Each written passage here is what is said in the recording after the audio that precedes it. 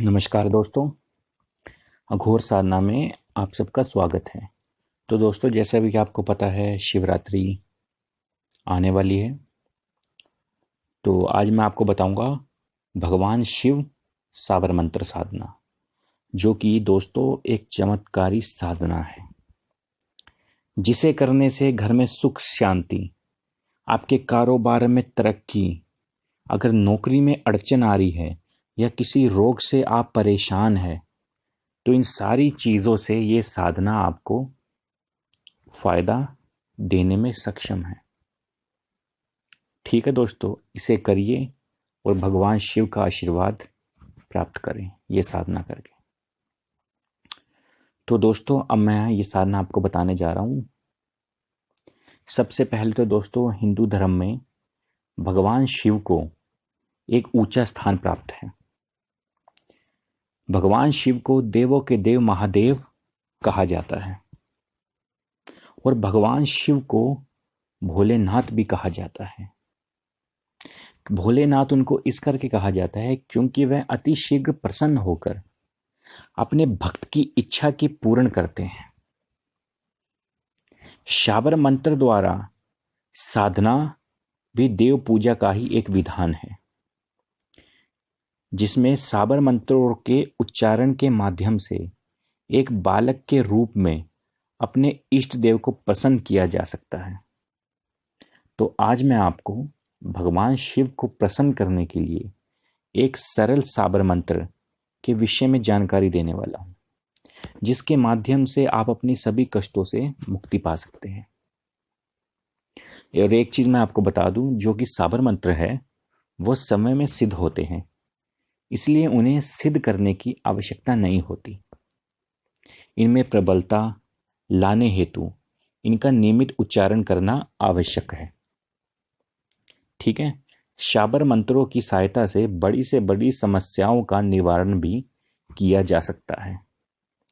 तो चलिए दोस्तों, आइए जानते हैं किस प्रकार से भगवान शिव को प्रसन्न करने हेतु शाबर मंत्र आप साधना करेंगे।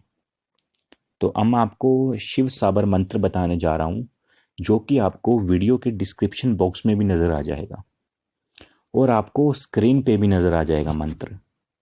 ठीक है, तो मंत्र है आद अंत धरती, आद अंत परमात्मा, दोनों बीच बैठे शिवजी महात्मा, खोल घड़ा दे दड़ा, देखा शिवजी महाराज तेरे शब्द का तमाशा।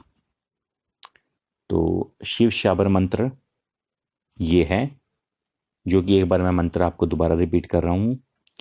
आद अंत धरती, आद अंत परमात्मा, दोनों विच बैठे शिवजी महात्मा, खोल घड़ा दे दड़ा, देखा शिवजी महाराज तेरे शब्द का तमाशा। तो ये था मंत्र। अब मैं आपको बता रहा हूं इसकी साधना विधि। भगवान शिव की आराधना करते समय जितना ध्यान पूजा विधि विधान आदि पर दिया जाता है, उससे अधिक यदि आपका भगवान शिव के प्रति संपूर्ण भाव व दृढ़ विश्वास है, तो वह अधिक कार्य करता है पूजा विधि की अपेक्षा। इसलिए भगवान शिव साधना की सरल से सरल पूजा विधि के विषय में मैं आपको जानकारी दे रहा हूं। ठीक है, और विधि कैसे करनी है इसकी, ये भी आप ध्यान से सुनिएगा।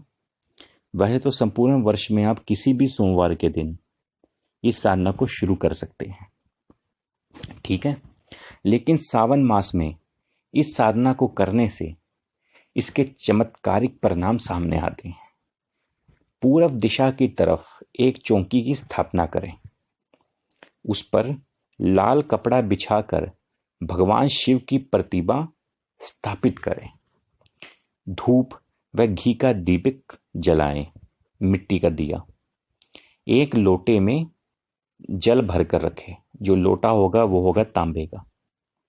ठीक है, अब भगवान श्री गणेश का व अपने गुरु जी का ध्यान करें और हाथ में जल लेकर संकल्प लेकर आप शाबर मंत्र का उच्चारण शुरू कर दें, जो कि मैंने आपको बता दिया है।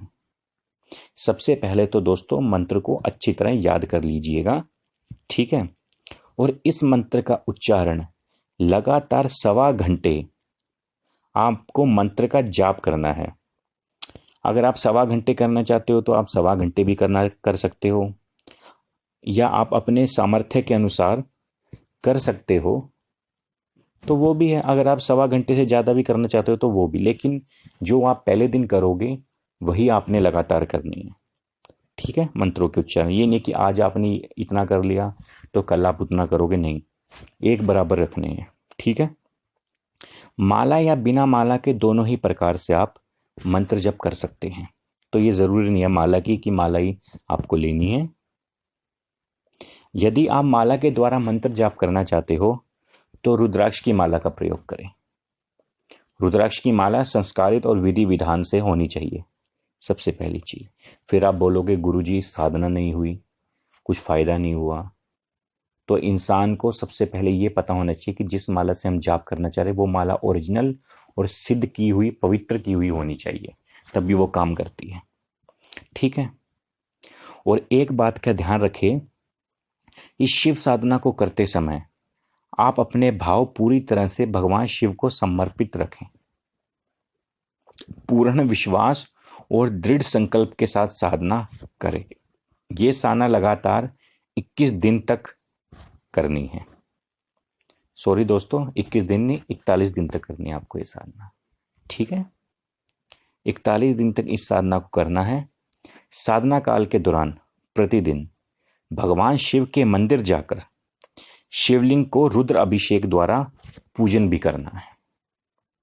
मेरा कहने का मतलब, आप मंदिर होगा वहां पे शिवलिंग तो बना होता है, उसका रुद्र अभिषेक करिए, ठीक है, और उसका पूजा करिए, नॉर्मल सा तरीका है, ठीक है। इस प्रकार से शाबर मंत्र द्वारा भगवान शिव साधना करने से बड़ी मुश्किल भी दूर होने लगती है।